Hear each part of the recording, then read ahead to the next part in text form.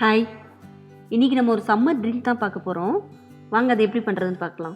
நான் ஒரு குக்கும்பர் எடுத்திருக்கேன். அதுக்கு நம்ம கொஞ்சம் மின்ட் போட்டுக்கலாம். கொஞ்சம் லெமன் ஜூஸ் ஆட் பண்ணுறேன். இப்போ கொஞ்சம் ஹனி சேர்த்துக்கலாம் நம்ம. ஏன்னா நம்ம சுகர் ஆட் பண்ண போகிறதுல ஹனி ரொம்ப டேஸ்ட்டாக இருக்கும். ஹனி சேர்த்துக்கலாம் நம்ம. இதில் கொஞ்சம் நம்ம தண்ணி விட்டு